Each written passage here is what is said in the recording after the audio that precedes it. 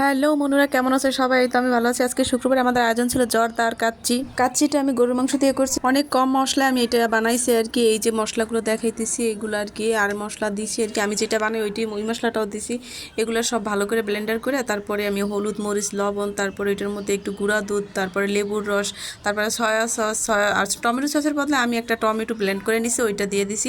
এগুলো দিয়ে আমি জাস্ট 1-1.5 ঘন্টা আমি মেরিনেট করে রেখে দিছি। মেরিনেট করে রাখার পরে আমি এটা আর কি একটু সেদ্ধ করে মানে কুক করে নিব আর কি। কোনো পানি ইউজ করে নাই, যতটুকু পানি উঠছে ওইটা দিয়ে আমি আর কি একটু কুক করে নিছি। কারণ তো আমি শেফ না, আর কোনো শেফের কাছ থেকে আমি শিখি নাই আর কি। এই জন্য আমি আর কি কুক করে নিতেছি, যদি পরবর্তীতে শক্ত থাকে এই জন্য।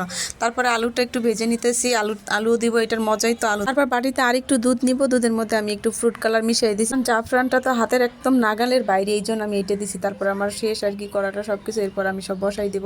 প্রথমে আমি ভাতটা দিয়েছি, ভাতটাও আর কি আমি সেদ্ধ করে নিয়েছি, 70% সেদ্ধ করে নিছি।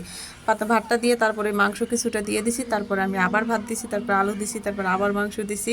এইভাবেই আমি লেয়ারগুলো কমপ্লিট করছি। লাস্ট পর্যায়ে আমি ওই যে ফুড কালারটা ওই যে মিশাই দিছি, আর একটু ঘি দিয়ে দিছি একটু গ্রানের জন্য। তারপর আমি চারপাশে দিয়ে একটু আটা দিয়ে কোটিং করে দিছি, যাতে বাতাসটা না বেরোতে পারে। এই তো আমার লাস্ট পর্যায়ে। আমার কাছে দেখতে ভালোই লাগতেছে, আপনাদের কাছে কেমন লাগছে অবশ্যই জানাবেন। বাইরে তো খাওয়া হয় অনেক, তাই না? এই জন্য বাসায় একটু বানাইলাম কম মশলায় কম তেলে। আর বাইরেটা তো প্রচুর তেল থাকে, প্রচুর মশলা থাকে। ভিডিওটা এই পর্যন্তই। সবাই ভালো থাকবে। আল্লাহ হাফেজ, টাটা, বাই বাই।